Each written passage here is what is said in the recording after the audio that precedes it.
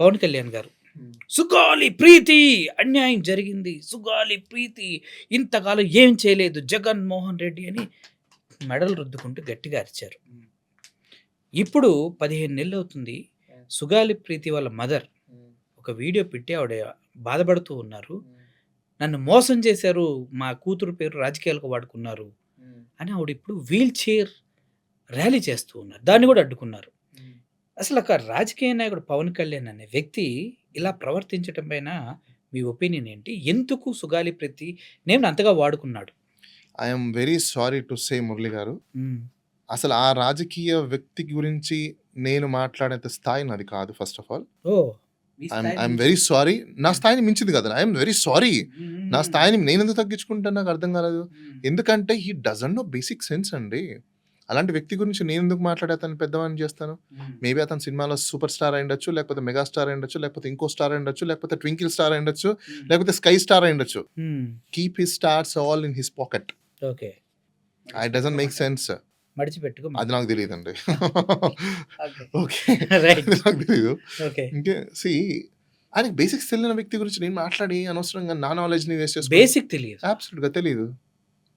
Deputy CM గారు sir ఆయన. What deputy CM for in AP. మీరేమో నాలెడ్జ్ లేదంటున్నారు. అసలు మీకు 100% స్ట్రైక్ రేట్ కొట్టిన ఒక పవన్ కళ్యాణ్ గారిని మీకు క్వశ్చన్ తెలుసా? అసలు డిప్యూటీ సీఎం అనే కాన్సెప్ట్ కాన్స్టిట్యూషన్ ఉందా? ఆఫ్ కోర్స్ లేదు. దాని తర్వాత ఆ బేసిక్ తెలియని ఆయన గురించి నేనే మాట్లాడతానండి. అయ్యో, ఇలా జరిగిపోతుంది. See, I am the very first person who raised the question. He is not the party president of at the time before elections. నేను ఆ రేస్ చేసిన తర్వాత వాళ్ళ టీం మొత్తం పరిగెత్తుకుంటూ పోయి ఢిల్లీకి. అప్పుడు వీళ్ళ బైలాస్ మళ్ళీ రిజల్యూషన్స్ అన్ని పాస్ చేసుకొని మేమే ప్రెసిడెంట్ గా కొనసాగుతామని పాస్ చేసుకున్న వ్యక్తులు. వాళ్ళకు పార్టీని నడపనికి రాదండి. వీళ్ళ చేతిలో గవర్నమెంట్ ఇస్తే ఏమైనా ఉందా? 100% స్ట్రైక్ రేట్ అని చెప్తున్నారు. మీరు పార్టీ నడపడం రాదంటున్నారు. ఇది ఆన్ రికార్డ్. ఓకే, ఓకే, ఇది ఎవరు డిస్ప్యూట్ చేయడానికి కూడా లేదు. అవన్నీ ఆర్టీఏ పెట్టి తెప్పించింది నేను. అప్పట్లో ఇష్యూ కూడా అయింది, పవన్ కళ్యాణ్ ప్రెసిడెంట్ కాదంట అని చెప్పేసి. ఎందుకంటే రిజల్యూషన్స్ పాస్ చేయకుండా ఎక్స్పైరీ అయిపోయిన బాడీ పెట్టుకుని నడుపుతున్న పొలిటికల్ పార్టీ అది అప్పట్లో, ఆ టైంలో.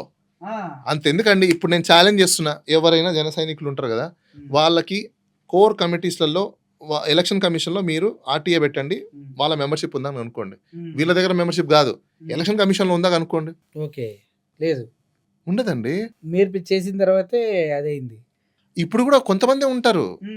అందరు ఇప్పుడు మొత్తం అందరు బట్టలు చింపేసుకొని టీషర్ట్లు వాయించేసుకుని ఉన్నారు కదా, వాళ్ళ పేరు ఎలక్షన్ కమిషన్ లో ఉందేమో అనుకోండి. ఉండదు. మరి సుగాలి ప్రీతి గురించి మాట్లాడు. నేను అక్కడికే వస్తున్నా.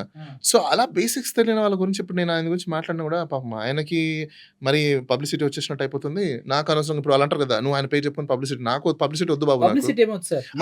ఇప్పుడు వీళ్ళు అంటారు కదా ఆయన గురించి పబ్లిసిటీ కదా.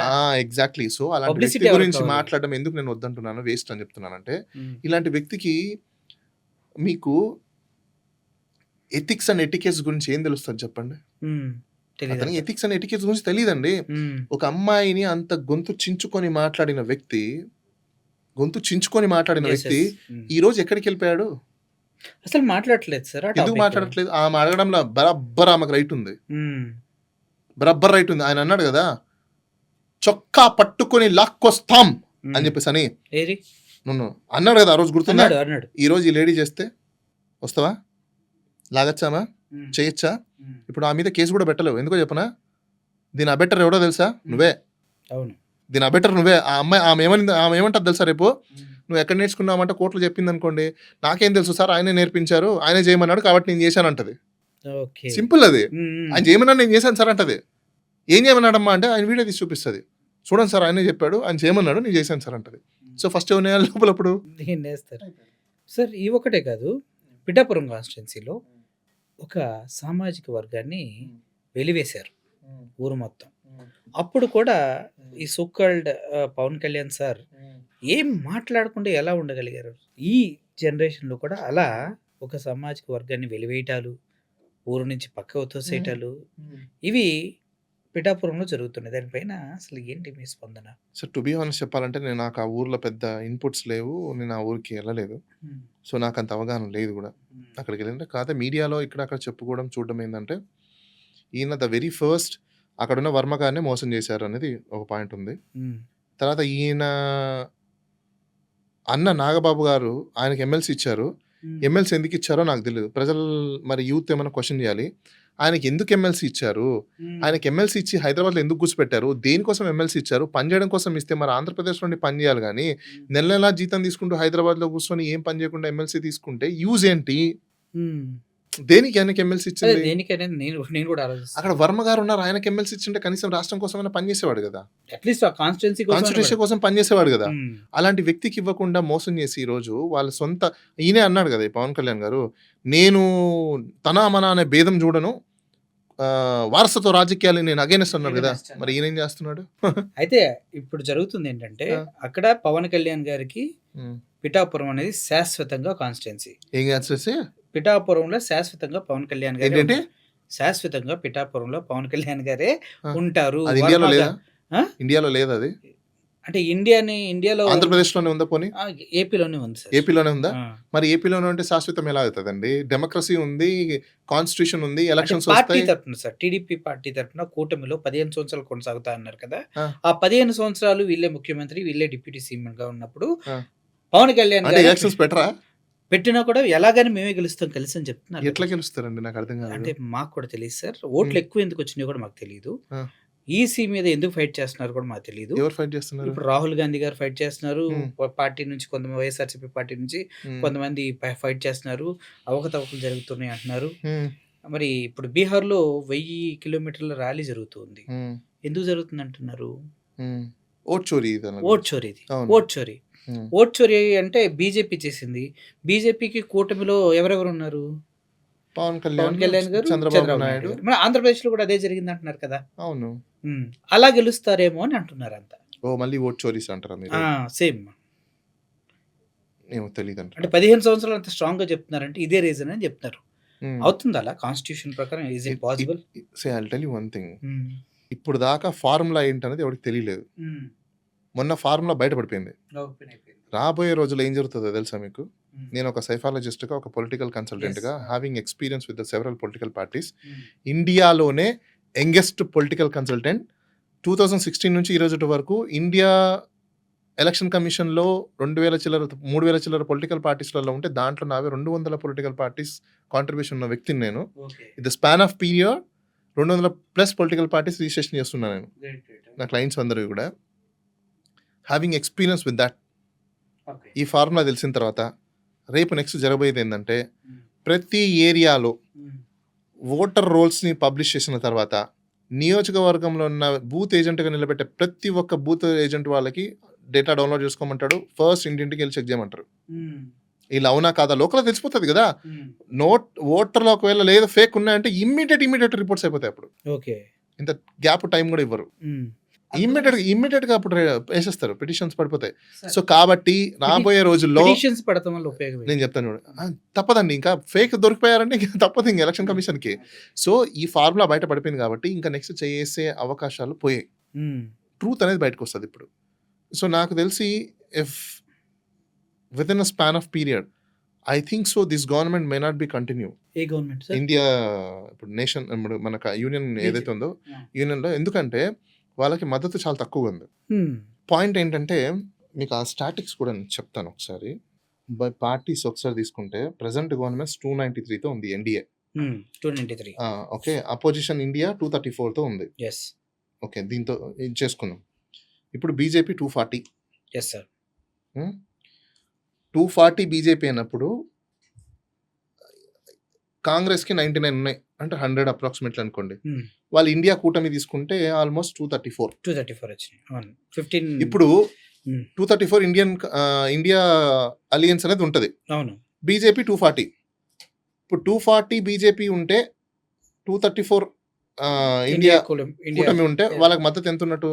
సాలిడ్గా గవర్నమెంట్ ఫామ్ చేయడానికి లేదు కదా.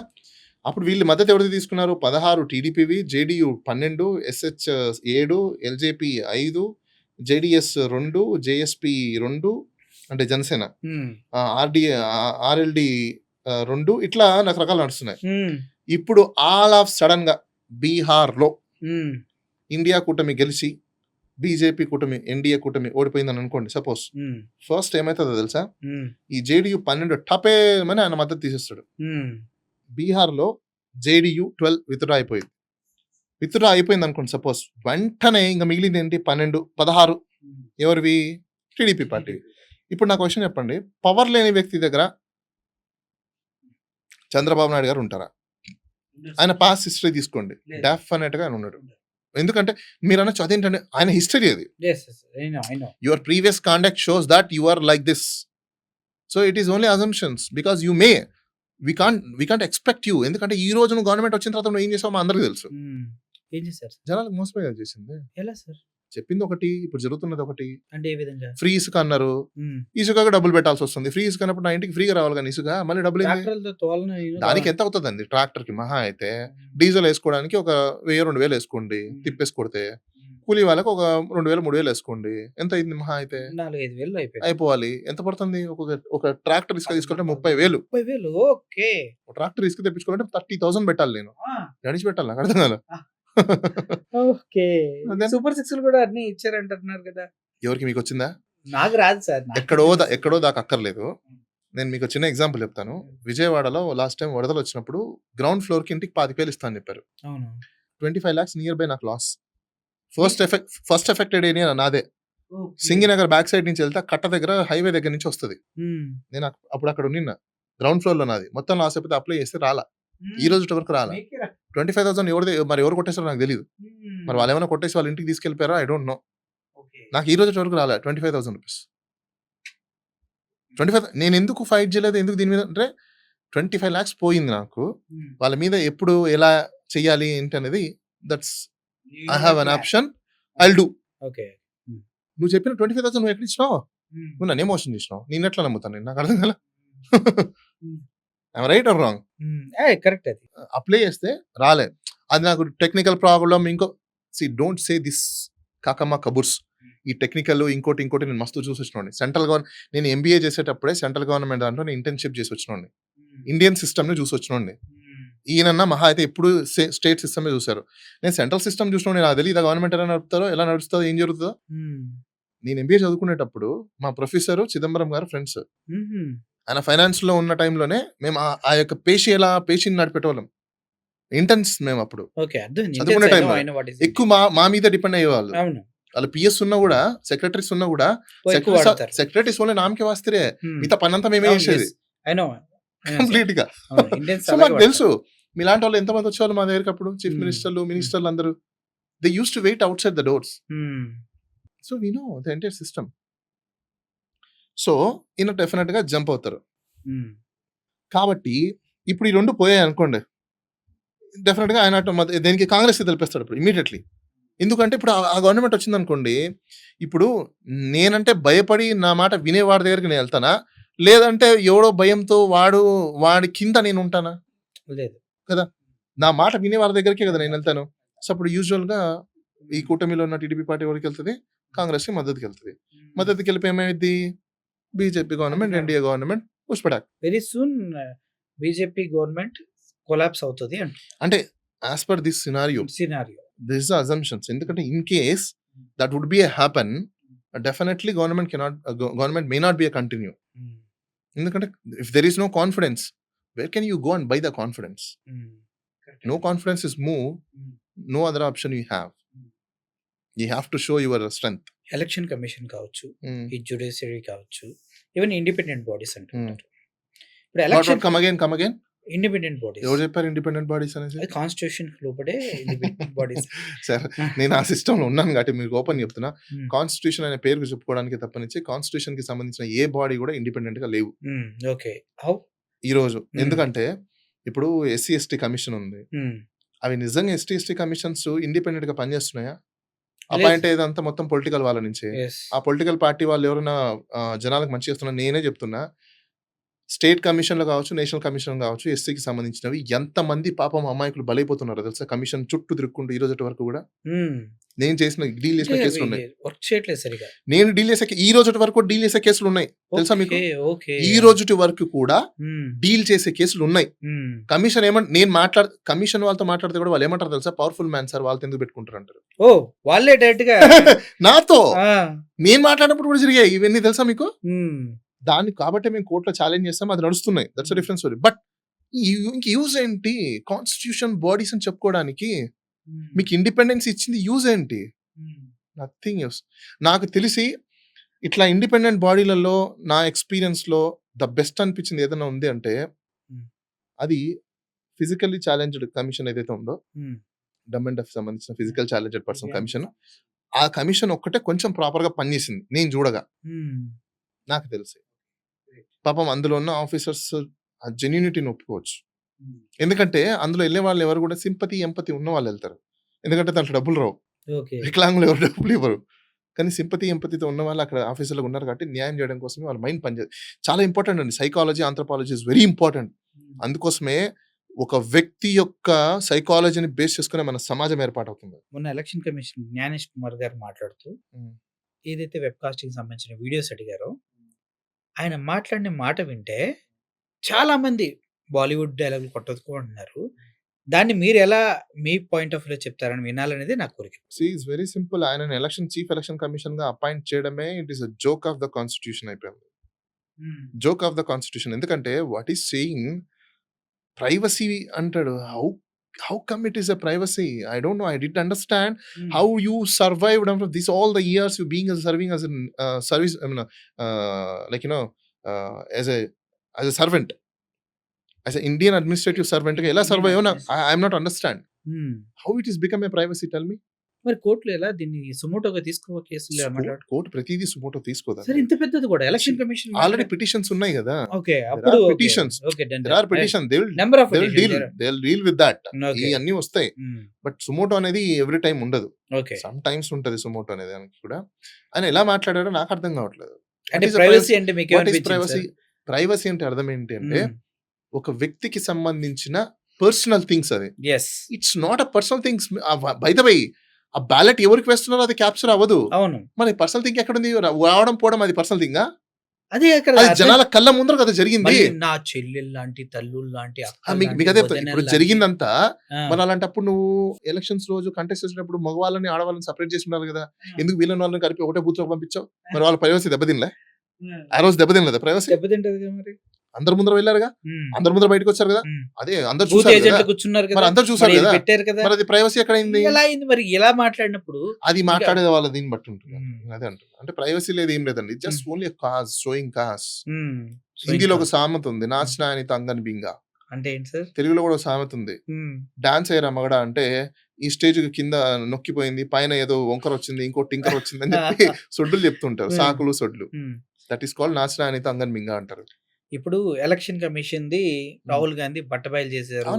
ఒక్క దగ్గరే 1,00,000 కోట్లు, ఒక్క కాన్స్టిట్యున్సీలో 2,00,000 కోట్లు కాదండి, సరే, ఒక్క 2,50,000 ఓట్లు ఉండే ఒక కాన్స్టిట్యున్సీలోనే దగ్గర 1,00,000 ఓట్లు అటు ఇటు మార్చారండి. విన్న తర్వాత రీసెంట్ గా ఒక ఇన్సిడెంట్ నాకు చాలా ఆశ్చర్యాన్ని కలిగింది సార్. ఇప్పుడు మీరు ఒక డిగ్రీ పర్చేస్ చేశారు, చదివారు, మీరు డిగ్రీ హోల్డర్. మీ డిగ్రీని పెట్టుకుని ఒక జాబ్ తీసుకున్నారు. నాకు డౌట్ వచ్చింది. నేను వచ్చి, నువ్వు నిజంగా డిగ్రీ చేసావా, నీ డిగ్రీ సర్టిఫికేట్ చూపించాను. అప్పుడు మీరు ఎలాగో అందరికి చూపిస్తారు. నాకు నేను చూపించినది నా పర్సనల్ది, నువ్వెవరు అడగటానికి అన్నావు. దాన్ని నేను కోర్టులో వేసా, ఇవ్వట్లేదని. కోర్టు ఏం చెప్పింది? ఆయన డిగ్రీ ఆయన పర్సనల్ లీక్ ఎందుకు అంది. అలా ఇది కరెక్టేనా? ఒక విషయం చెప్తాను చూడండి. ఇప్పుడు కోర్టులు సమ్ టైమ్స్ జడ్జ్మెంట్స్ మీకు రాంగ్ జడ్జ్మెంట్స్ ఇస్తే వాటిని ఛాలెంజ్ చేస్తారు. మీరు చెప్పింది నాకు అర్థమైంది. ఢిల్లీ హైకోర్టు ఇచ్చిన జడ్జ్మెంట్ గురించి, మోడీ గారి ఎడ్యుకేషన్ సర్టిఫికేట్, దాన్ని డెఫినెట్ గా ఛాలెంజ్ చేస్తారు, అందులో డౌటే లేదు. వై? బికాస్ ఒక్కొక్క రివ్యూ ఒక్కొక్కలా ఉంటది. జడ్జెస్ జుడిషియల్ ప్రొసీడింగ్స్ చేసిన దాంట్లో మనకు ఆ జడ్జ్మెంట్ డిఫర్డ్ అయితే, we are agreed with that, we have other forum, we can agitate. And second thing, we have every right based upon the judgement we can criticize also. Okay, fair criticism, unfair కాదు. మళ్ళీ ఇక్కడ fair criticism discussion చేయొచ్చు కూడా. నాకు అక్కడ అనిపించింది ఏంటంటే, maybe ఆ జడ్జ్ గారు ఇచ్చిన జడ్జ్మెంట్ ఏదైతే ఉందో దాన్ని ప్రాపర్ గా ఆయనకి అసిస్ట్ చేయలేదని నేను అనుకుంటున్నా. జడ్జి గారికి అసిస్ట్ చేయలేదు. ఎస్, బోత్ సైడ్స్, అంటే petitioner side, respondent side proper గా అసిస్ట్ చేయకుండా కోర్టుని ప్రాపర్ గా అర్థం చేసుకునే పద్ధతిలోకి తీసుకెళ్లలేదని నేను భావిస్తున్నాను. ఎందుకు భావిస్తున్నానంటే, ఇది ఒక దేశానికి సంబంధించిన ప్రధానమంత్రికి సంబంధించిన ఎడ్యుకేషన్ క్వాలిఫికేషన్ డీటెయిల్స్ అవి. It is not a personal information. అంటే బిఫోర్ దట్ సో ఆయన ఇండిపెండెంట్ ఉంటే that's a personal information, but it is a public information which is available in the public domain. that information is already available in the public domain, where Election Commission of India website లోనే ఆయన అఫిడవిట్లు ఉన్నాయి, public domain లో ఉన్నాయి. He stated that నా qualification ఇది. Every citizen have a right to ask his qualification whether it is genuine or not. Can be public నా prime minister ఏం చదువుకున్నాడో నాకు తెలియకపోతే నేను ఎట్లా ఓట్ వేయాలి, నాకు అర్థం కావట్లేదు. It's unfair. Fair electoral, fair politics, fair election procedure, fair elections, fair ballot. Fair జరగాలంటే అర్థం నాకు తెలిస్తే కదా ఫెయిర్ అవుతుంది, తెలియకపోతే అన్ఫెయిర్ కదా అది. మరి ఎలా ఇండిపెండెంట్ అండ్ ప్రైవసీ అవుతుంది నాకు అర్థం కాల. పర్సనల్ ఇన్ఫర్మేషన్ అవుతుంది. It's not at all a personal information. I don't know whether misconceptions happen, that's why this judgement was rendered. Misconception was happened, that's why this judgment was rendered. There can be any challenge. Nobody can stop any person. Anybody can go and challenge that order. Why? Because it's a issue of the nation now. He's a prime minister of our country. If I don't want, if I am not the person, a competent person, if I am the locus person, then who will be questioned and who will be asked? Should I need to? I don't want to ask. నేను అడగద్దా? Then నాకు తెలియద్దా? ఇప్పుడు affidavit ఎందుకు? By the by ఎందుకు affidavit ఎందుకు? వాడేంటో తెలియాలి కదా. మరి అది తెలియకుండా వద్దు నువ్వు తెలుసుకోవద్దు అంటే ఇంకెందుకు నాకు అర్థం కాల. అన్ఫెయిర్ ఎలక్షన్స్ పెడుతున్నారు అప్పుడు. ఐ థింక్ ఇట్స్ మిస్కన్సెప్షన్ అంతే. Misconceptions, that is the reason this kind of a judgments was rendered. Okay.